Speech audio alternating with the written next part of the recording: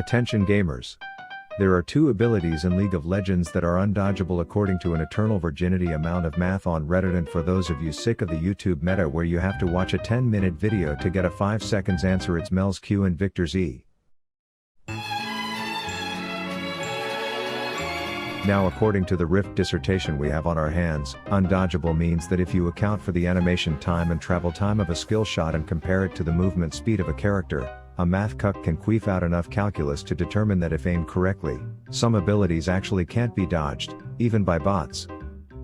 One last footnote in this Gettysburg Address of League's broken bullshit is that if you are standing nuts to butts with someone, it's obviously undodgeable, so this post was only looking at abilities that can't be dodged at higher ranges, and the top winners in order were the Autistic Bunnies Q, the Goths QQ, the Ball Gagglers Q, Lux E because you gotta sell them skins. As a free-to-play game, skins are the primary way League pays its... And then of course Mel's Q in second, and the grand winner being Victor's E, or as the top comment put it, "Man, I knew Victor E was fucked."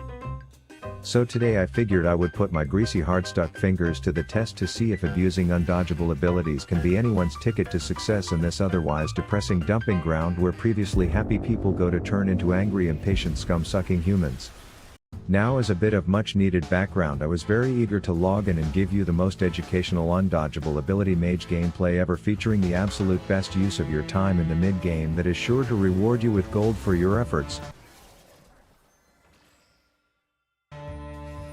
Before maintaining that monk mentality by joining team fights at the most optimal time from the most optimal position and utilizing the features of the Rift to their fullest potential in a loss that I would undoubtedly later blame on my teammates, but that couldn't happen as Riot informed me that my name was flagged and my account was locked. For context, my name was RabNA1, and I just want to voice how thankful I am for their super straightforward support portal where they routed me through totally not confusing as hell questionnaires just so they could appropriately outsource my request to some poor man's ChatGPT automated lack of a solution, which to this day has still not been resolved. So Riot, if you are watching this, here is what I think about your priorities. And also, I will never forget what you have taken from me. Turns out I just renamed my account the same name I had before, and the system was stupid enough to accept it, so game one, here we are, and this wouldn't be my piss pit elo if it didn't start with an invade with less coordination than an epileptic flamingo trying to jerk off with its left hand, but thanks to my contribution of launching one undodgeable Q at the ruined simp with a bit of bully mentality, and we got the first blood. Anyways, it just so turns out while their jungler was dying, their bot lane was watching intently from a shrub all so they could pick a fight on top of my minion wave, which did successfully chunk the walking piece of foreskin in a wig playing my support.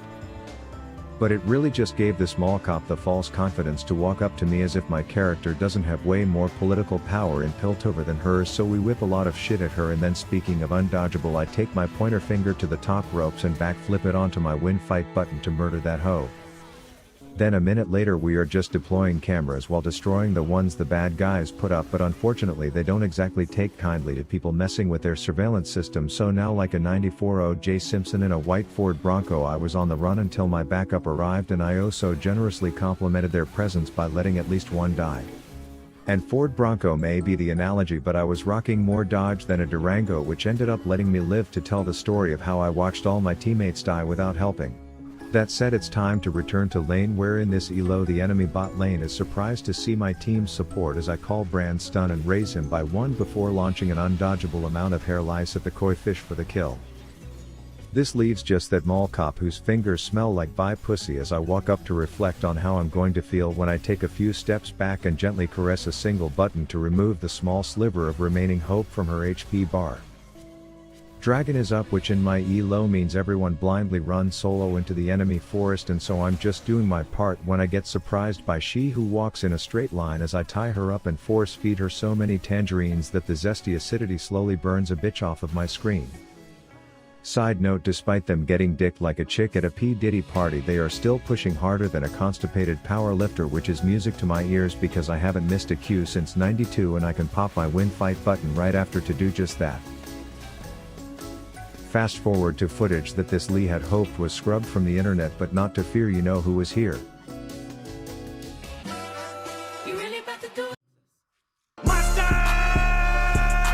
The inequality in homicides has now put us in a position to walk into their base like we have some sort of ownership over it. As I look at the portal hopping 4 eyes and play a game of I don't need to see you to shit in your mouth before invading, just enough right clicks from the nepotism hire at the Piltover Police Department to bait her into being a dead bitch.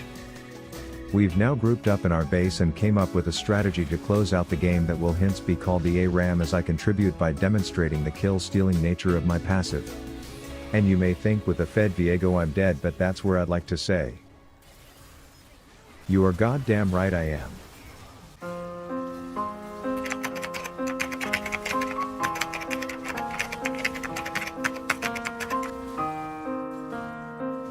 This Lux likes to talk a big game, but in reality I know she'll lay in bed at night thinking of the freaky things we did to that ginger in the woods together. Anyways, the ruined simp who goes stealth skinny dipping in his misty bullshit is starting to carry a comeback, so the second I see one of the 90 skill shots we threw at him land, it's like all hands on deck, and I was sure as shit gonna use my wind fight keybind to make sure he was black and whited for a quick 60 seconds. This let us carry on our work of vandalizing their private property, but upon making my grand escape I was aggressively offered a free haircut, to which I declined because she was a bit rough with those scissors, and so if I'm being honest I murdered her, because there's nothing worse than an overambitious barber. Then we pressed on taking more towers as I lobbed a meatball at the Sweeney Todd's daughter before undodgeabling her to death, and I think that proves a point that playing an undodgeable ability champ can indeed win you 100% of your games. Like 50% of the time. But then it was time for me to try the longest range undodgeable arcane plot armor COVID contracted character, and the first invade was going stellar.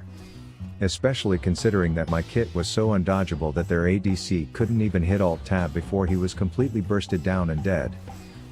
But for as fun as it was in lane bullying one of those poor souls who thinks queuing ADC without a duo will be anything but dick-splittingly painful, I ran into some logistical issues with my E to the point where I think my own gameplay here would prove more that Victor's E is unaimable, not undodgeable, so I decided I would spare you the details of what this game turned into with me quoting Will Ferrell movie lines, as I may or may not have taken the role play a little too far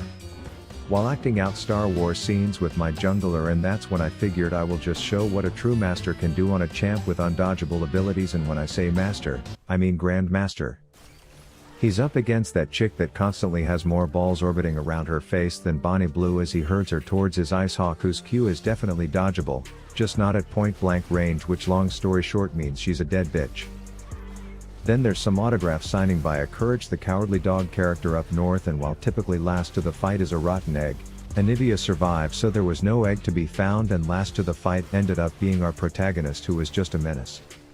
Word of advice to any of you who find yourselves in a street fight in a river one day: if one of the people in that fight has a giant laser-equipped mechanical arm protruding out of his back, you should probably make sure that guy doesn't just have free reign to do whatever he wants with it, because in this particular example, it doesn't go well for the other guys involved.